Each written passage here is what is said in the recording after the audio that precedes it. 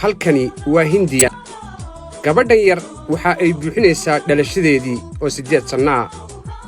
Dhammaan dad aad u fara badan ayaa ka soo qayb galay, laakiin arrin mucjiso ayaa ka dhacday. Alle subxaanahu wa ta'aala isaga ayaa indhaha bixiya, isaga ayaa indhahana rida.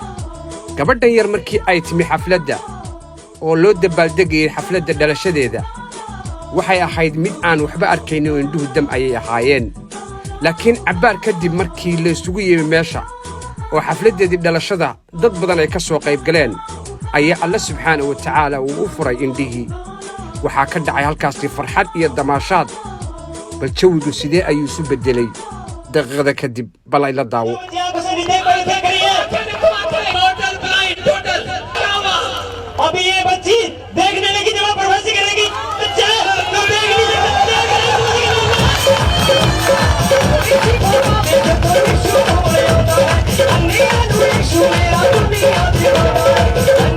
farxad ayay la dhaceen qoyskii iyo dhammaan ka soo qaybgalayaashii.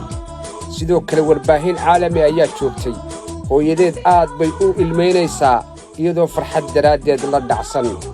ilaa iyo iminka waxaa la yidhi gabadhaasi inay wax aragto, bal hadda ha la xaqiijiyo.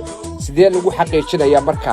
ninka wariyaha ee isagu mikrofoonka haysta ayaa u yeedhaya gabadha, kabacdina wuxuu odhanayaa, haddii aad arkaysid ish gacantayda, sankayga eeg, afkayga eeg, anigu xaggee marayaa?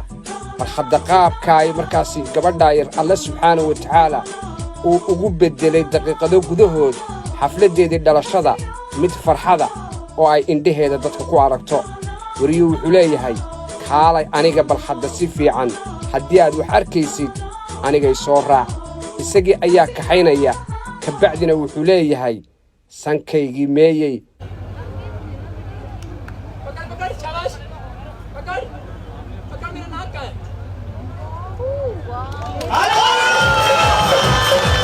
hadda si fiican ayaa loo xaqiiqsaday in gabadhaasi ay si wiican u arkayso. horey kaalay buu yidhi. xaggee marayaa buu yidhi. isoo daba raac buu yidhi. xaggee marayaa?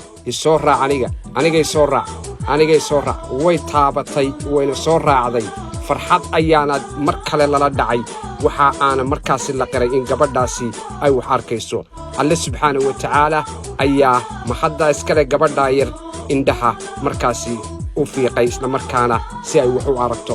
hooyadeed farxad ayay la dhacday iyada oo markaasi aad iyo aad ugu faraxsan gabadheedii oo maanta indha heshay. waa ku mahadsantihiin daawashada iyo wakhtiga qaaliga aad ii hurteen. waa Cabdisame Shibbino idin leh guulaysta.